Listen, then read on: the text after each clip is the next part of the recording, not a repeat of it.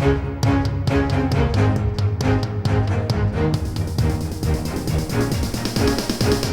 is the Washington Times front page for Thursday, October 6th, 2022.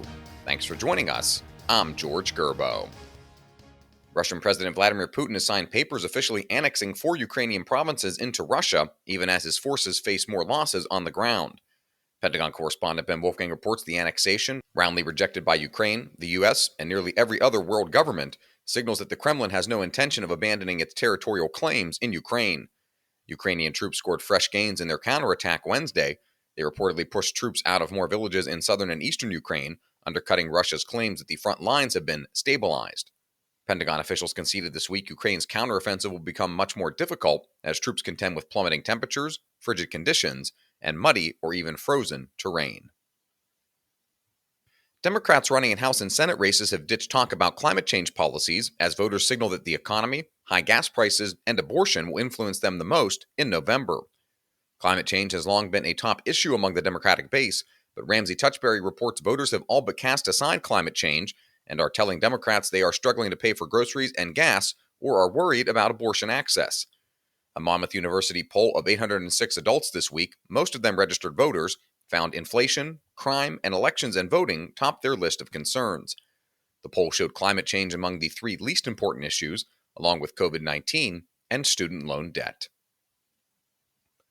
The Republican National Committee is accusing Google of suppressing critical fundraising and get-out-the-vote emails.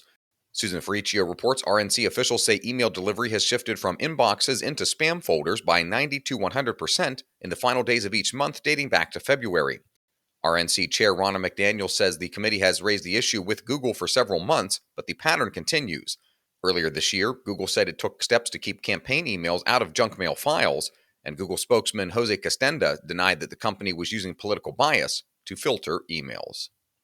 You can read all of these stories at WashingtonTimes.com/front page. You can also find our entire lineup of news, commentary, and sports podcasts at WashingtonTimes.com/podcasts. Congressional reporter Mika Solner profiles Ohio Congressman Jim Jordan, who's in line to be the next chair of the House Judiciary Committee should Republicans win control of the chamber in November. Jordan is preparing to take on what he sees as an over-politicized Department of Justice and FBI. Jordan has said any impeachment effort should be made by the whole committee and House Republican leadership, but he told Mika that Homeland Security Secretary Alejandro Mayorkas deserves impeachment for his lack of oversight of the southern U.S. border with Mexico.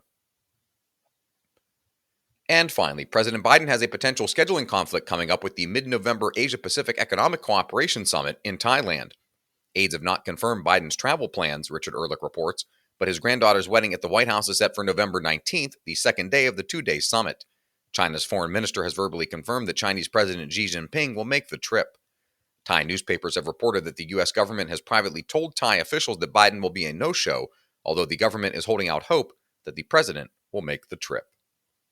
Find all of today's front page stories at WashingtonTimes.com/front page or on the Washington Times app, and find us wherever you get your podcasts. Just search Washington Times in any major podcast app. You can also find us on Twitter and Instagram at Wash Times for breaking news, sports, commentary, and more. For the Washington Times, I'm George Gerbo.